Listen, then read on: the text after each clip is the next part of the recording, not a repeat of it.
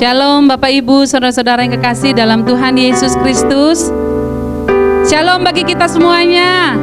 Apa kabar? Puji Tuhan, kita bersyukur kepada Tuhan karena Dia terus memelihara kita sampai pada hari ini. Kita bersyukur karena Tuhan begitu baik, sudah menolong kita melewati hari-hari hidup kita. Bahkan di semua belahan dunia, bahkan di Indonesia, sekarang sedang diterapkan new normal. Kita tahu ada banyak tantangan di luar, ada banyak pencobaan, ada banyak ancaman. Tetapi kita bersyukur karena kita punya Tuhan yang menjamin hidup kita. Amin.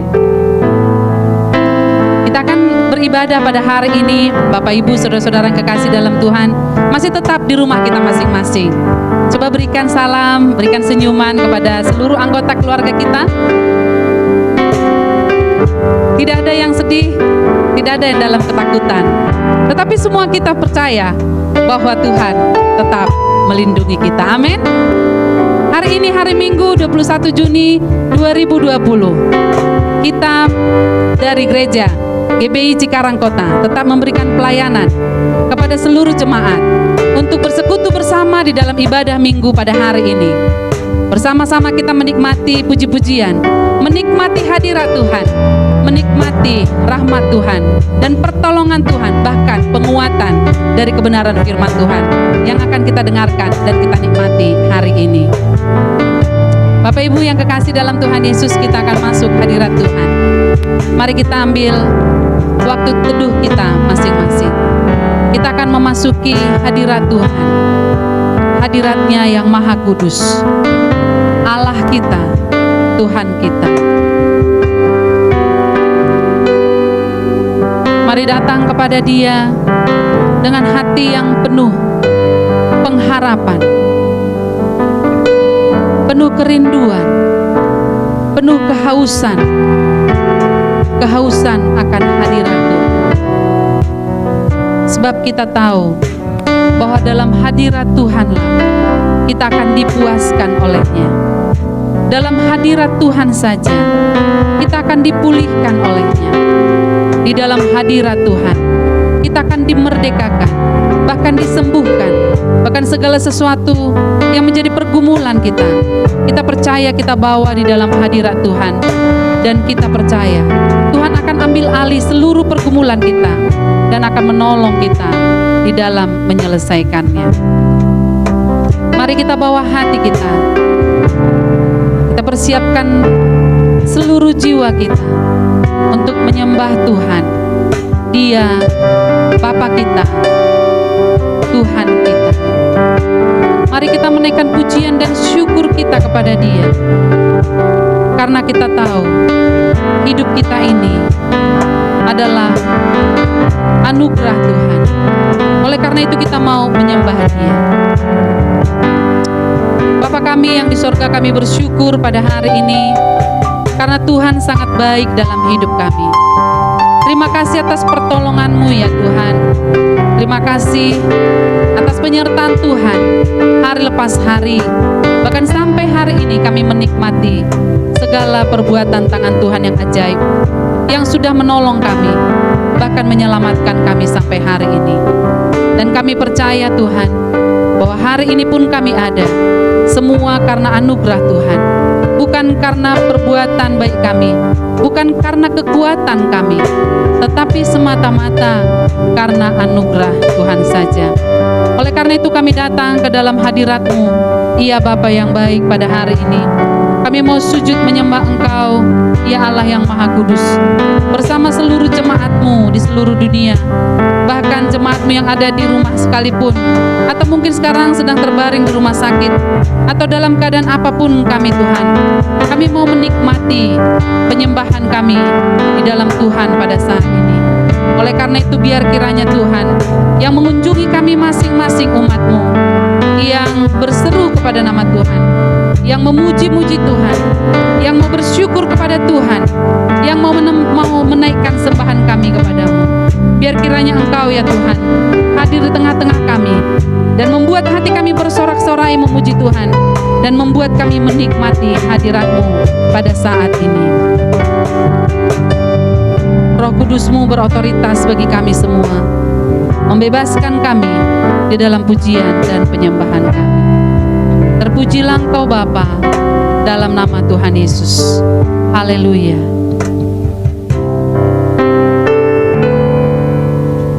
Pujian dan syukurku ku bawa padamu, dengan rendah hati ku persembahkan.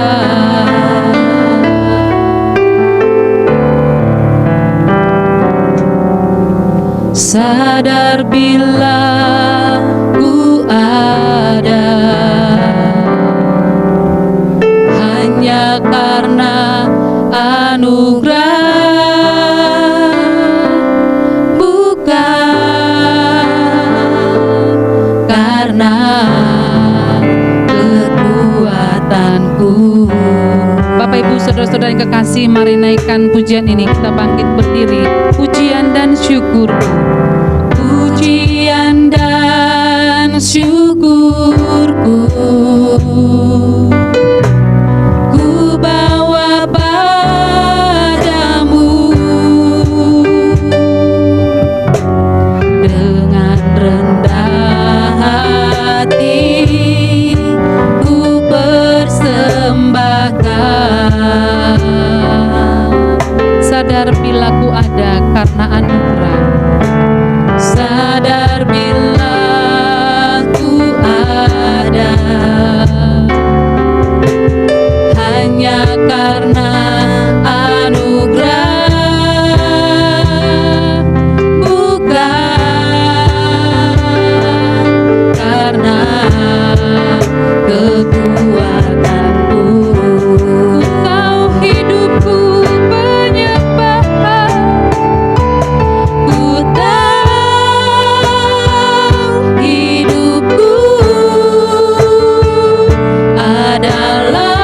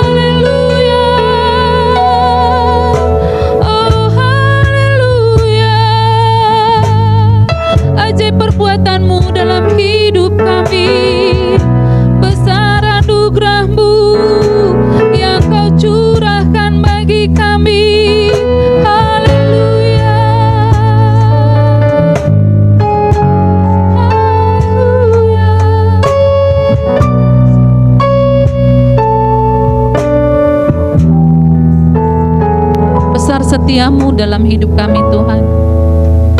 Tak terhitung betapa banyaknya yang sudah Kau lakukan dalam hidup kami. Banyak perkara yang sudah Tuhan lakukan, bahkan perbuatan-Mu yang besar, penyertaan-Mu dalam hidup kami sampai hari ini. Kami tidak bisa menghitungnya satu persatu ya Bapa. Oleh karena itu kami mau menyembah Engkau dalam seluruh hidup kami. Kami mau terus memuji Engkau Tuhan, menaikkan syukur kami kepada Tuhan, karena Tuhan sangat baik, sungguh sangat baik dalam hidup kami. Engkau yang sudah Tuhan membuktikan kasih-Mu, penyertaan-Mu, perlindungan-Mu dalam hidup kami. Bahkan dalam masa-masa kekalutan, masa-masa ketakutan di saat-saat ini, Roh Kudus-Mu menghiburkan kami, menguatkan kami, sehingga Engkau memampukan kami bisa mengucap syukur kepada Allah. Terima kasih Tuhan atas penjagaan-Mu selama 3 bulan terakhir ini dalam hidup kami. Bahkan sampai hari ini kami ada, bukan karena kekuatan kami, bukan karena kehebatan kami menjaga diri kami, tetapi karena Tuhan yang melindungi kami, karena Tuhan yang sudah berjanji menyertai kami. Terima kasih Tuhan. Karena itu kami mengucap syukur kepada-Mu, Bapa kami dan Tuhan kami, Raja kami, Penyelamat kami. Kami mau terus menaikkan pujian dan sembah kami kepada-Mu Tuhan. Biarlah hati kami terus dipenuhi oleh hadirat Tuhan saat ini. Biar kiranya Tuhan dinikmati oleh seluruh umat-Mu. Di masa-masa sulit seperti ini pun, kami mau menang di dalam bersyukur kepada Tuhan. Terima kasih Tuhan. Kami bersyukur kepada-Mu. Kami bersyukur kepada-Mu buat kasih setia-Mu dalam hidup kami. Ku bersyukur Bapa, ku bersyukur Tuhan buat kasih setia-Mu di dalam hidupku. Ku bersyukur, jemaat Tuhan mari katakan, ku bersyukur Bapa, ku bersyukur Bapa,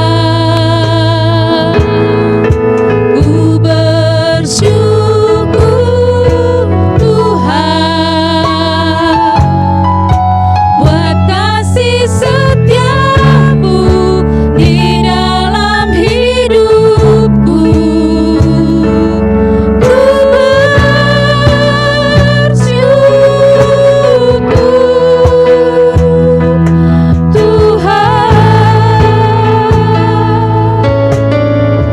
kita naikkan pujian, banyak yang sudah Kau perbuat, banyak yang Kau perbuat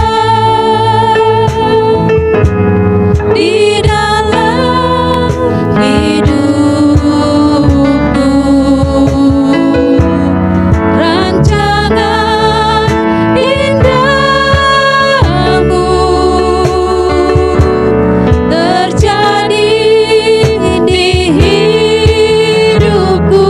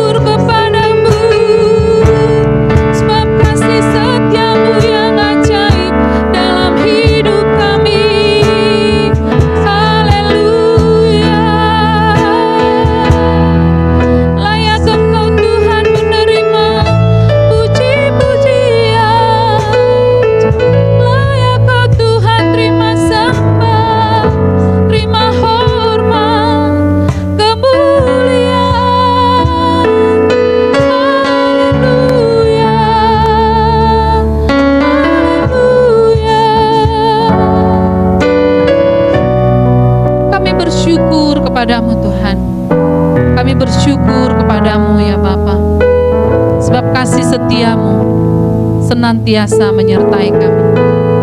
Sampai selama-lamanya Engkau tetap setia kepada kami. Terima kasih Tuhan. Kami tahu ada banyak tantangan yang akan kami lewati minggu-minggu ini, tetapi kami percaya di saat kami bersyukur kepada Tuhan, mengucap syukur kepada Allah, maka Tuhan akan menolong kami, dan kami akan Tuhan kuatkan untuk menjalani hidup kami. Oleh karena itu Tuhan, kami mau menaikkan puji-pujian kami dan sorak-sorai kami kepadamu, Allah kami, Tuhan kami, Raja kami, pencipta langit semesta dan yang menciptakan kami seluruhnya, yang menciptakan segala-galanya. Dan kami percaya segala sesuatu ciptaanmu tunduk di bawah kakimu. Oleh karena itu kami mau bersorak-sorai kepadamu, ya Bapa kami, ya Raja kami. Di dalam nama Tuhan Yesus Kristus, jemaat Tuhan yang siap bersorak memuji Tuhan, sama-sama kita katakan amin. Berikan tepuk tangan dulu kepada Tuhan kita, Raja di atas segala raja. Dialah Tuhan kita yang layak terima sembah dan puji-pujian kita. Siap memuji Tuhan Bapak Ibu? Siap memuji Tuhan? Sorakan haleluya. Ya, dialah Raja kita. Bersyukurlah kepadanya, bawalah puji-pujian bagi Dia. Mari kita tepuk tangan bersama-sama dengan semua anggota keluarga kita, di mana saja kita berada. Kita nyatakan bahwa Dia, Yesus, adalah Raja di atas segala raja. Dialah Tuhan kita, Allah kita yang layak dipuji dan disembah. Bersyukurlah kepadanya, bawa puji-pujian baginya. Bersyukurlah kepadanya, bawalah pujian baginya, karena Dia Raja, Dia yang perkasa. Tuhanlah kekuatanku, mazmur dan keselamatanku, Dia penolongku yang beri hidupku. Kau yang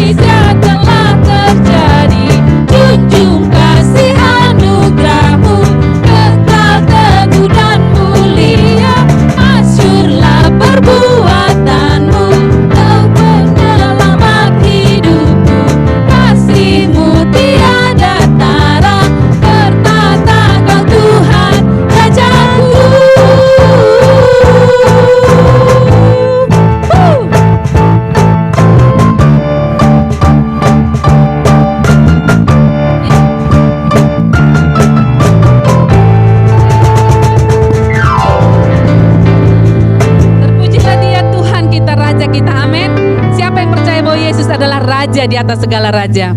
COVID pun sebenarnya, kalau kita beriman bahwa semua ciptaan Tuhan tunduk kepada Yesus, maka kita percaya COVID juga tunduk di bawah kaki Tuhan Yesus. Amin. Oleh karena itu kita tidak takut. Iblis, setan, dan segala sesuatu pasti tunduk kepada Tuhan Yesus. Oleh karena apa? Oleh karena Tuhan adalah Allah yang penuh kuasa, dan Dia sendiri pun sudah memberikan kuasa kepada kita semua orang-orang yang percaya. Siapa yang percaya bahwa diberikan kuasa? Amin. Saya percaya jemaat Tuhan juga pasti diberikan kuasa. Mari kita memakai kuasa itu, karena kita diberi kuasa oleh Raja di atas segala raja untuk menaklukkan iblis dan segala musuh-musuh kita. Dengan iman kita naikkan pujian ini. Ku diberi kuasa.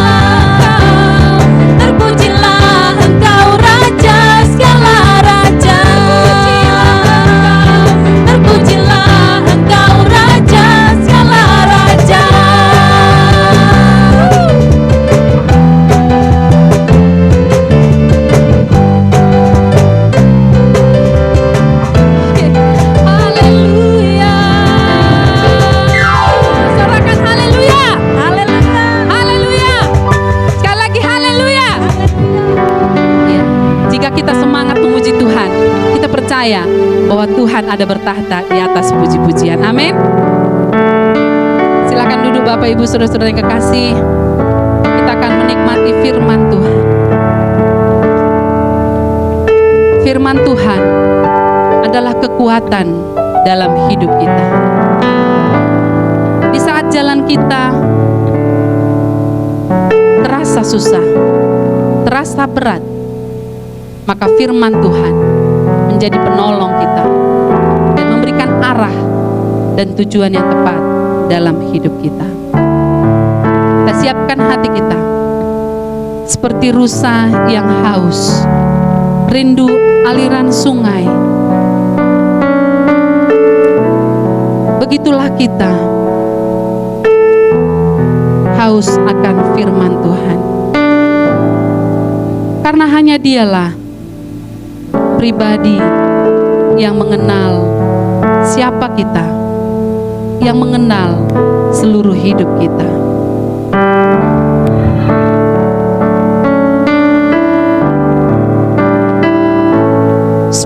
seperti rusa yang haus, rindu aliran sungaimu. Hatiku tak tahan, hatiku tak tahan menunggumu, bagai padang gersang,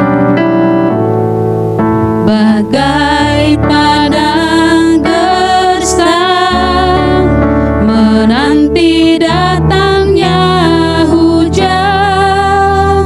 Begitupun jiwaku ya Tuhan, begitupun jiwaku Tuhan.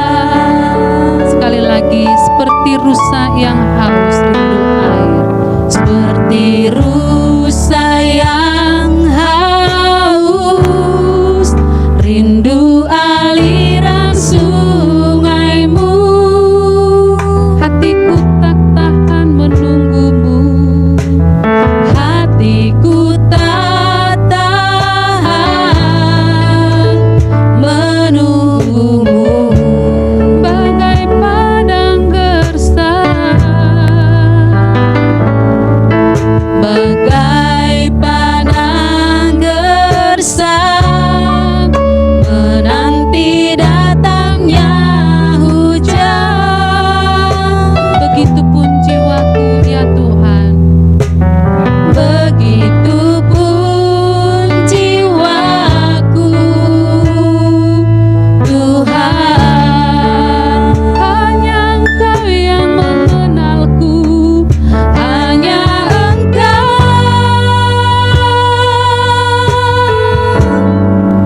pribadi yang mengenal hatiku. Tiada yang tersembunyi bagimu, seluruh isi hatiku Kau tahu, dan bawaku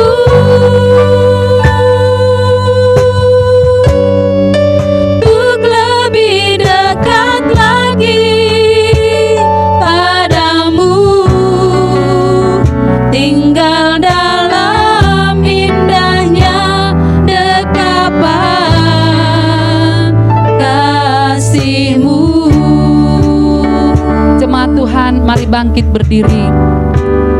Kita akan mendengarkan firman Tuhan yang akan disampaikan oleh hambanya Bapak Pendeta Dr. Insinyur Niko Nyoto Naharjo.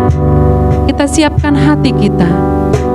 Hanya Engkau pribadi yang mengenal hatiku. Hanya Engkau pribadi yang mengenalku, pribadi yang mengenal hatiku. Tiada yang tersembunyi bagimu, seluruh isi hatiku Kau tahu, dan bawaku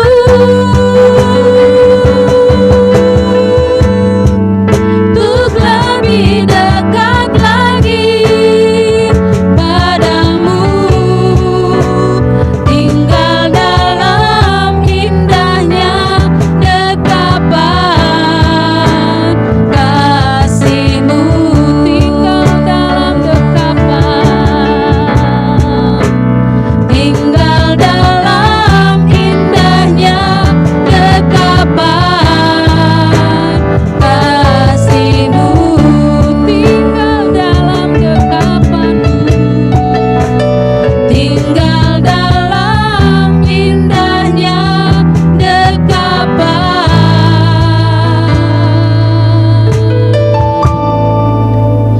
kasih-Mu.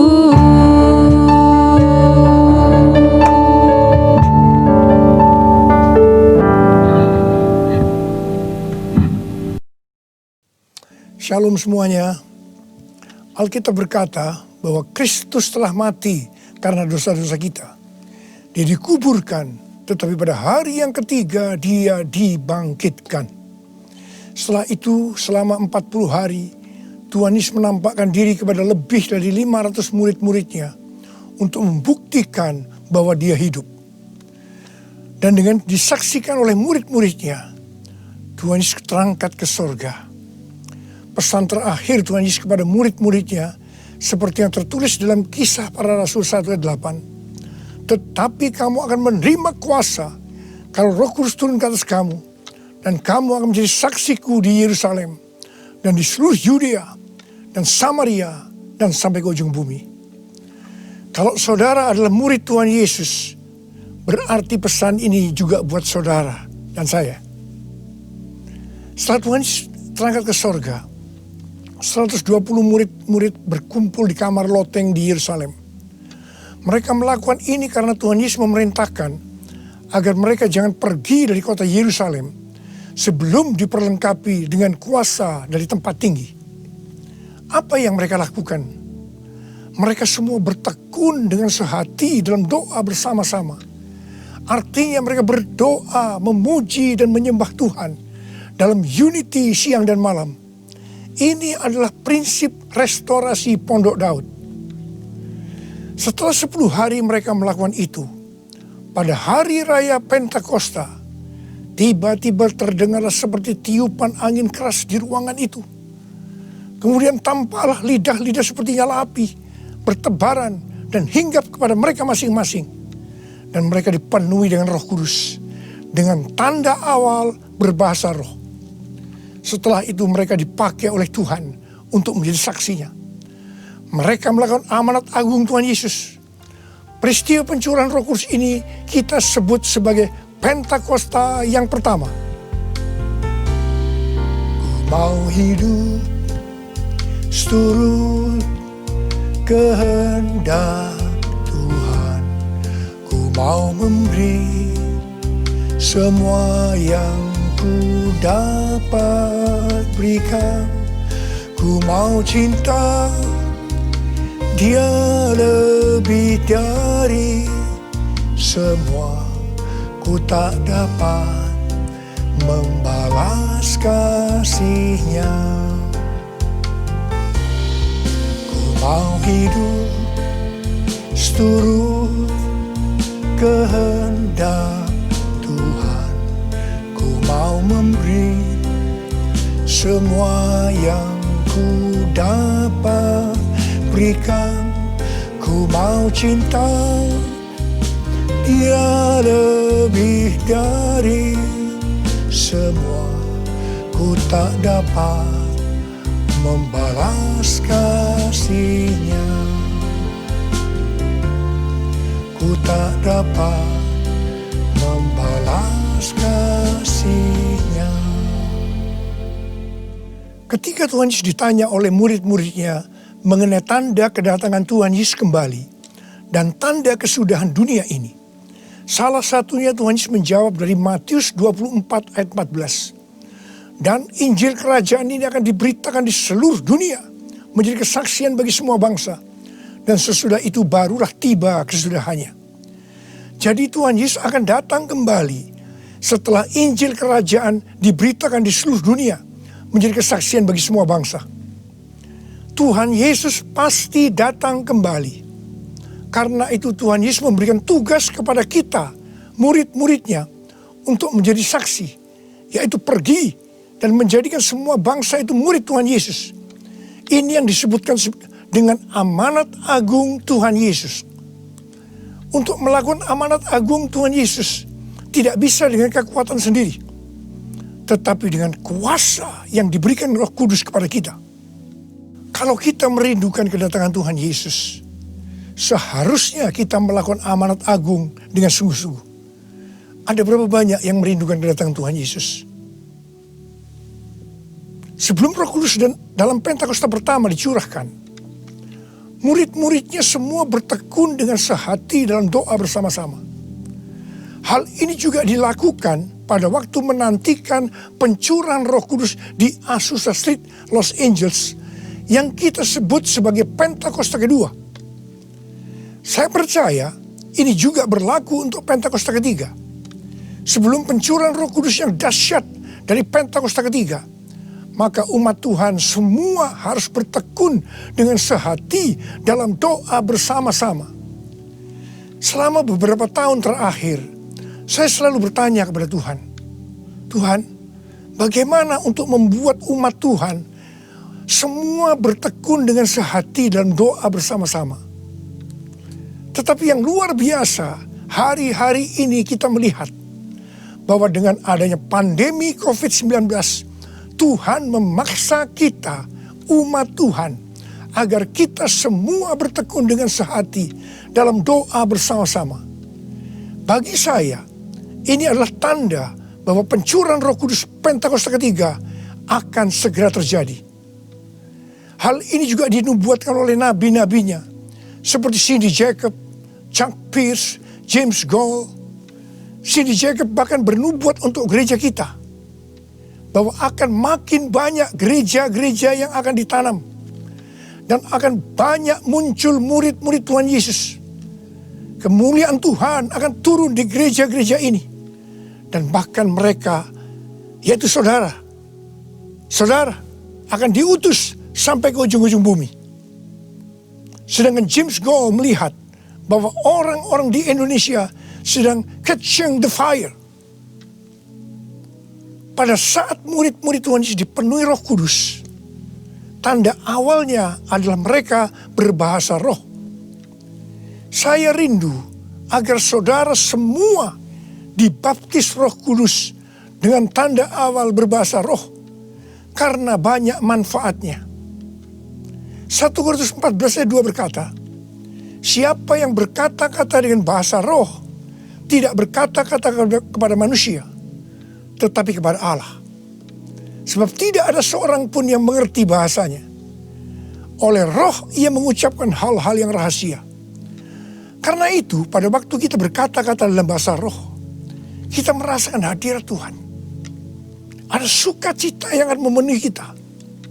Seperti yang dikatakan dalam Mazmur 16 ayat 11. Di hadapanmu ada sukacita berlimpah-limpah. Di tengah-tengah pandemi ini, kita perlu mengalami sukacita yang berlimpah-limpah untuk melawan ketakutan, kekhawatiran, kepanikan. 1 Korintus 14 ayat 4 berkata, siapa yang berkata-kata dengan bahasa roh, ia membangun dirinya sendiri. Artinya, manusia roh kita yang akan dibangun. 1 Korintus 14 ayat 14 dan 15 berkata, jika aku berdoa dengan bahasa roh, maka rohkulah yang berdoa, tetapi akal budiku tidak turut berdoa. Jadi, apakah yang harus kubuat? Aku akan berdoa dengan rohku, tetapi aku akan berdoa juga dengan akal budiku.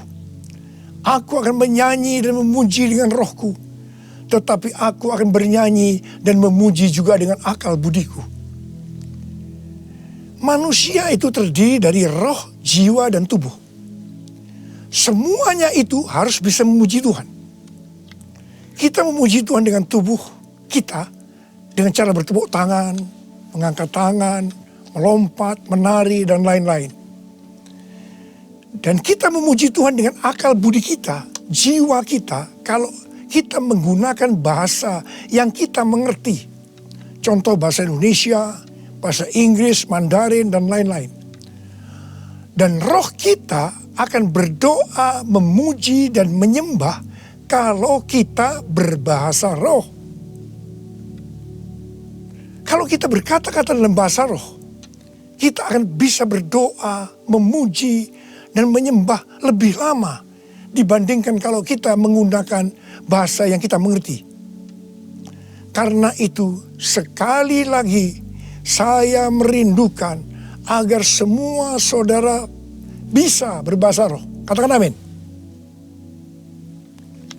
Apa yang terjadi setelah murid-murid dipenuhi dengan Roh Kudus sehingga membuat banyak orang bertobat?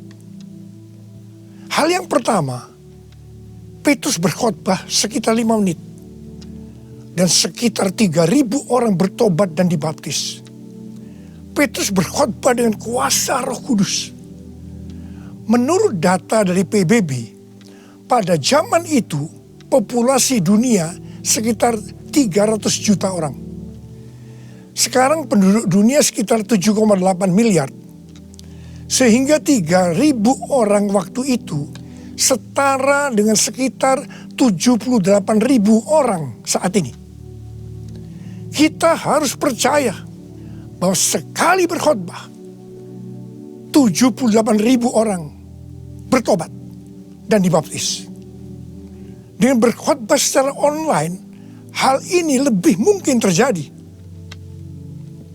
Hal yang kedua yang terjadi setelah murid-murid dipenuhi dengan Roh Kudus sehingga membuat banyak orang bertobat, yaitu terjadinya tanda-tanda dan mujizat, sign and wonders. Para rasul dipakai oleh Tuhan untuk mengadakan tanda-tanda dan mujizat. Petrus dan Yohanes menyembuhkan orang lumpuh sejak lahir. Bayangan Petrus saja bisa menyembuhkan orang. Sapu tangan atau kain yang pernah dipakai oleh Paulus, jika diletakkan pada orang sakit atau orang yang dirasuk setan, maka orang itu akan sembuh.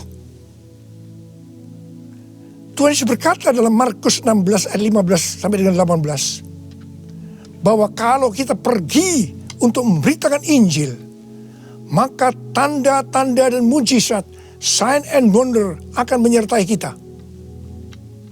Sejak tahun 2006, saya diperintahkan Tuhan untuk mengadakan kebaktian kesembuhan ilahi. Selama 14 tahun, saya sudah mengadakan 318 kali kebaktian kesembuhan ilahi. Setiap kali saya berkhotbah, pasti saya memberitakan Injil. Dan tanda-tanda dan mujizat terjadi. Saya diperkenankan oleh Tuhan untuk melihat dan mengalami mujizat seperti yang dilakukan oleh Tuhan Yesus 2000 tahun yang lalu. Pada waktu acara lawatan Roh Kudus Pulihkan Indonesiaku tanggal 29 Mei yang lalu, Cindy Jacob bernubuat bahwa Indonesia akan menjadi sangat penting dalam sejarah kekristenan. Mujizat-mujizat seperti orang buta melihat, orang tuli mendengar akan merupakan hal yang biasa yang akan terjadi di gereja-gereja lokal. Wow, orang-orang muda akan mendapatkan jubah mujizat. Ini adalah Pentakosta yang ketiga. Haleluya. Hal yang ketiga yang terjadi setelah murid-murid dipenuhi dengan Roh Kudus, sehingga membuat banyak orang bertobat, yaitu cara hidup jemaat berubah. Yang pertama, mereka bertekun dalam pengajaran rasul-rasul dan dalam persekutuan. Ini bisa diartikan mereka suka membaca Alkitab. Judul Mazmur 119 yang merupakan pasal dengan ayat terpanjang dalam Alkitab adalah bahagianya orang yang hidup menurut firman Tuhan. Jadi orang yang hidup sesuai dengan firman Tuhan itu akan berbahagia.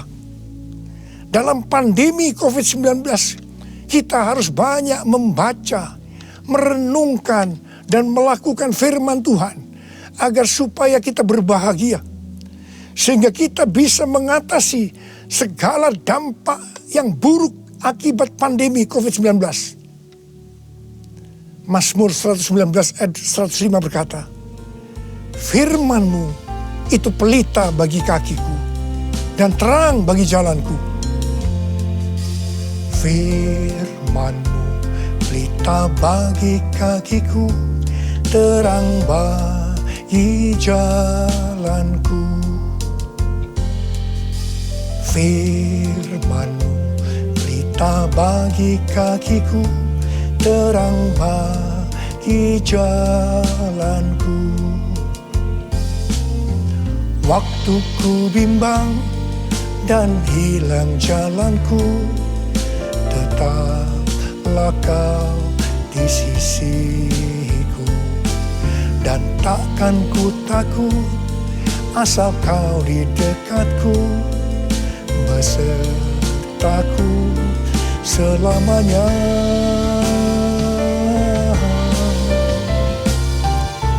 Firman-Mu pelita bagi kakiku, terang bagi jalanku, terang bagi jalanku, terang bagi jalanku.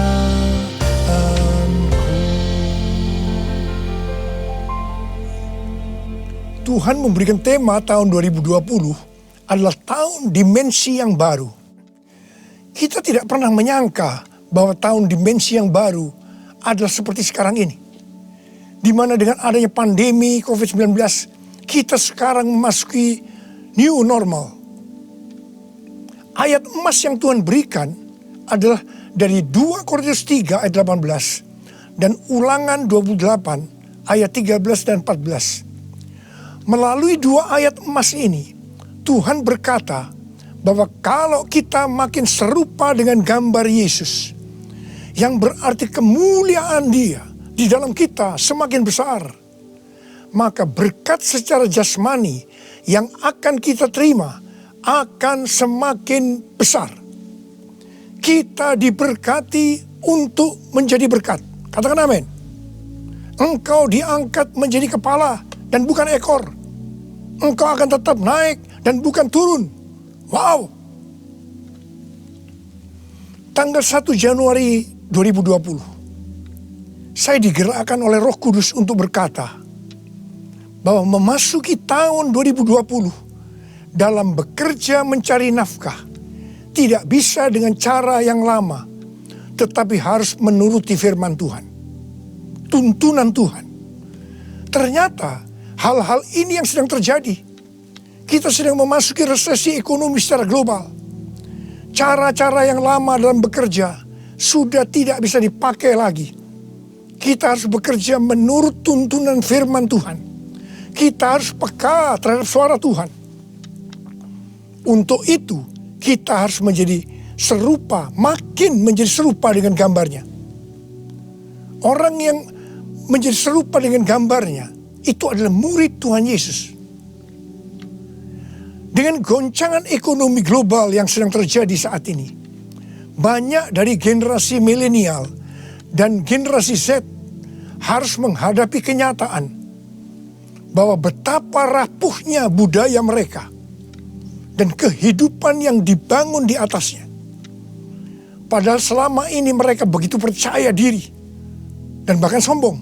Maaf, mereka merasa tidak perlu melibatkan Tuhan, tidak perlu bertanya kepada Tuhan dalam sebuah resep kesuksesan. Sekarang mereka akan tergoncang. Karena itu saya percaya bahwa melalui pandemi COVID-19 ini, banyak orang-orang muda yang bertobat dari cara-cara yang lama. Mereka kalau mau diberkati dalam seluruh yang dikerjakan, engkau harus menjadi murid sehingga peka terhadap tuntunan Tuhan. Tidak salah kalau akan terjadi kebangkitan generasi Yeremia, yaitu anak-anak muda yang dipenuhi dengan Roh Kudus, cinta mati-matian kepada Tuhan Yesus, tidak kompromi terhadap dosa, dan akan memenangkan banyak jiwa. Hal yang kedua, cara hidup jemaat berubah. Mereka selalu berkumpul memecahkan roti dan berdoa. Ini bisa dikatakan bahwa mereka hidup dalam unity dan suka berdoa. Yang ketiga, cara hidup jemaat berubah. Mereka suka memberi. Suka memberi. Sehingga tidak ada yang berkekurangan. Dalam keadaan krisis ekonomi ini, kita diperintahkan oleh Tuhan untuk memberi dan menabur. Kisah Para Rasul 20 ayat 35b berkata, adalah lebih berbahagia memberi daripada menerima. Saudara harus saling memperhatikan mereka-mereka yang ada di kul-kul. Cara hidup jemaat berubah. Mereka selalu bergembira dan dengan tulus hati sambil memuji Allah. Jadi, mereka semua suka membaca Alkitab, suka berdoa, unity, suka memberi, suka memuji Allah dengan gembira dan tulus hati. Dan dikatakan, mereka disukai semua orang. Dan tiap-tiap hari jumlah orang yang diselamatkan bertambah. Haleluya. Haleluya.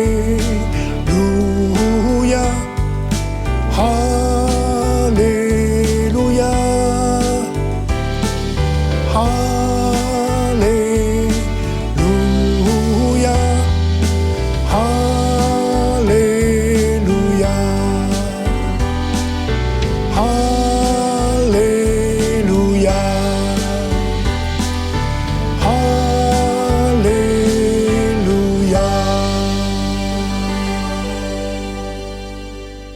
Kemudian, apa yang terjadi setelah itu? Goncangan terjadi. Aniaya yang hebat terjadi kepada orang-orang percaya di Yerusalem. Selain rasul-rasul, mereka semua harus lari ke seluruh daerah Yudea dan Samaria. Dan pada akhirnya ke ujung bumi. Mereka selama ini berada di zona nyaman di Yerusalem. Mereka biasa berkumpul dalam unity, membaca Alkitab, berdoa, dan memuji bersama-sama dengan sukacita. Suka memberi, sehingga tidak ada yang berkekurangan. Mereka berpikir menjadi orang Kristen hanya seperti itu. Mereka lupa bahwa mereka harus pergi menginjil. Caranya bagaimana? Aniaya diizinkan oleh Tuhan. Saya percaya melalui goncangan pandemi COVID-19 ini, kita umat Tuhan yang selama ini ada di zona nyaman, juga akan dipaksa untuk melakukan amanat agung Tuhan Yesus, yaitu pergi menjadikan semua bangsa murid Tuhan Yesus. Katakan amin.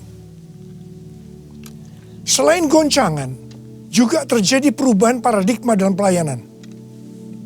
Selama ini murid-murid Tuhan Yesus mempunyai pengertian bahwa yang memperoleh keselamatan hanya orang-orang Yahudi saja.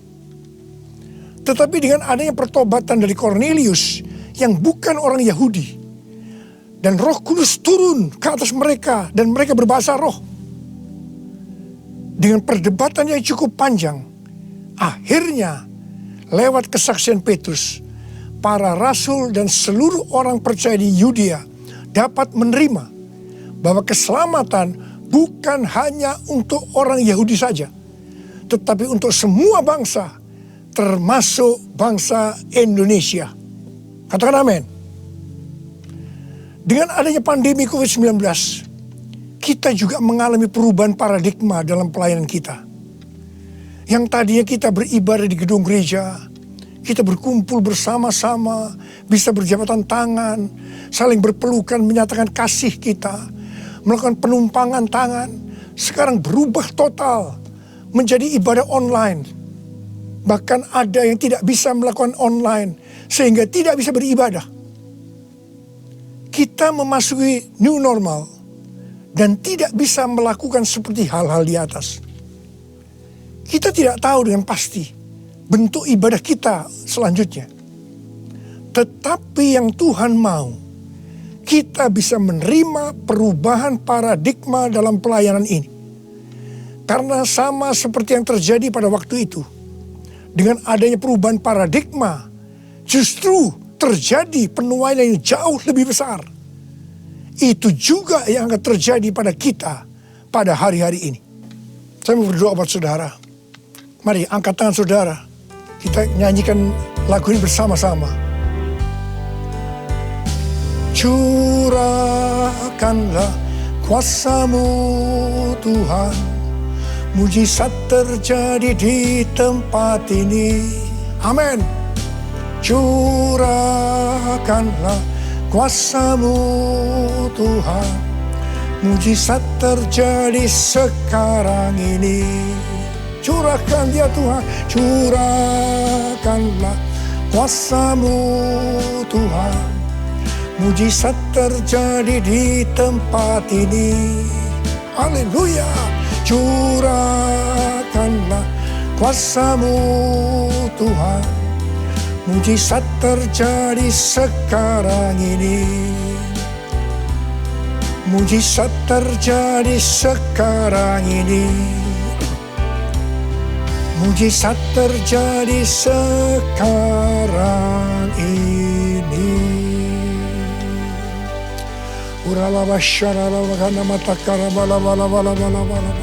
Mari kita berbahasa roh, saudara. Kita berbahasa roh saat ini. Oh ralabala kana matakara bara. Oh rabala. Oh rialala bala bara bara bara bara bara bara bara bara. Oh Yesus. Oh Yesus, Yesus. Oh ralaba kana bala bala bala bala bala bala. Oh rialala bala bala bala bala bala. Mujizat terjadi di tempat ini sekarang ini. Jamah anak-anak-Mu ya Tuhan. Mereka yang sakit disembuhkan oleh Tuhan. Yang terdampak oleh krisis ekonomi dipulihkan oleh Tuhan. Terima berkat Tuhan. Mujizat terjadi dalam hidupmu saat ini. Sembuh dalam nama Yesus. Sembuh dalam nama Yesus. Engkau akan dicukupkan, malah berkelimpahan di dalam segala hal. Terima. Tuhan, curahkan kuasa-Mu. Pakai anak-anak-Mu semua nih Tuhan. Menjadi saksi-Mu. Melakukan amanat agung Tuhan Yesus.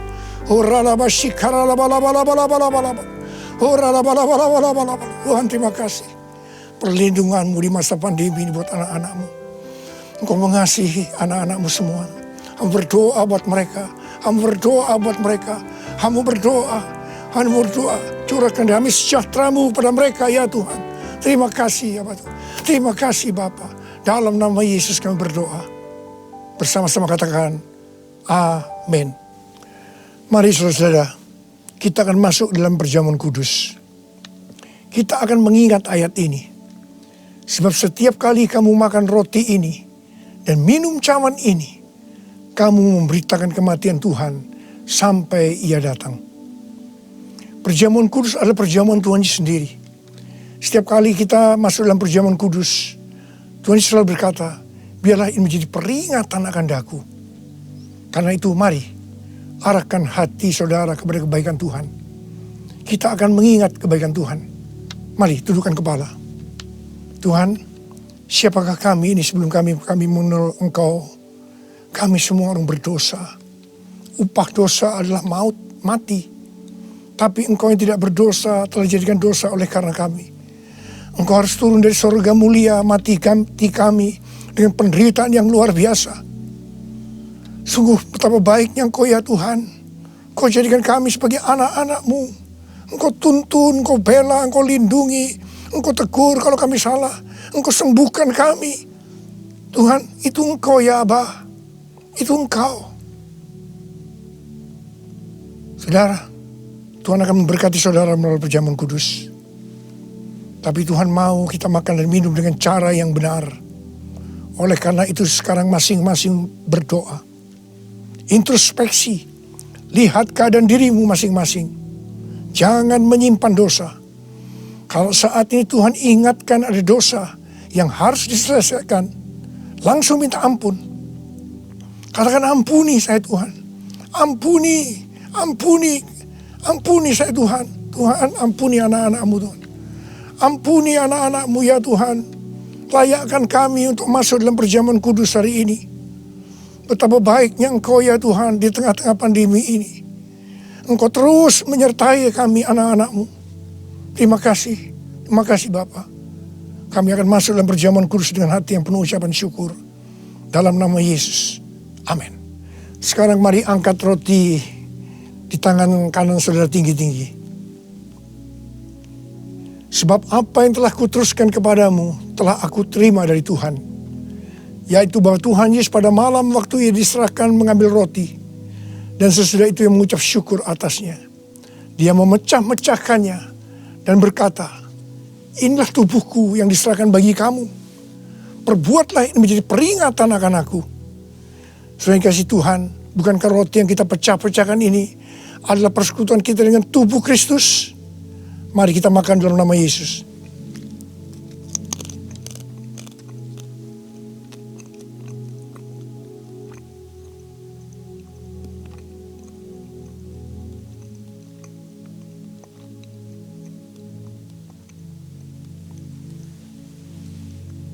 Sekarang angkat cawan di tangan kanan saudara tinggi-tinggi. Demikian juga ia mengambil cawan sesudah makan lalu berkata, cawan ini adalah perjanjian baru yang dimeteraikan oleh darahku. Perbuatlah ini Setiap kali kamu meminumnya menjadi peringatan akan aku. Sudah dikasih Tuhan, bukan kacauan pengucapan syukur. Yang atasnya kita ucapkan syukur adalah persekutuan kita dengan darah Yesus. Mari kita minum dalam nama Yesus.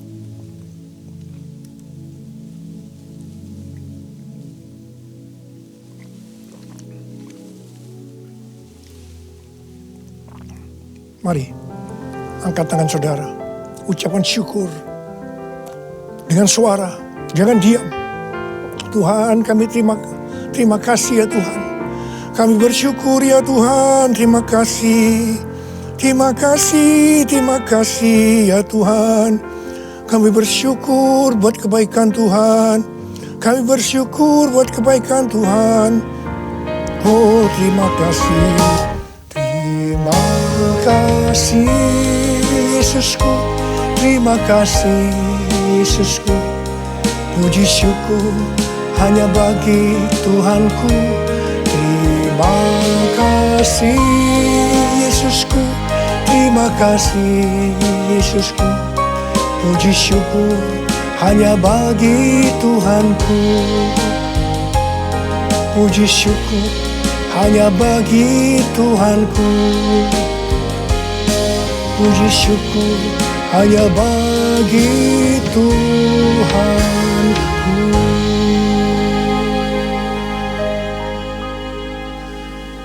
Angkat tangan saudara, terima berkat Tuhan. Pulanglah dengan berkat Tuhan. Kasih karunia yang berlimpah-limpah daripada Allah Bapa dalam anak yang tunggal Yesus Kristus. Persekutuan yang manis dengan Roh Kudus menyertai saudara sekalian mulai hari ini sampai Tuhan datang menjemput kita di awan-awan dan bahkan sampai selama-lamanya. Yang percaya bersama-sama katakan amin.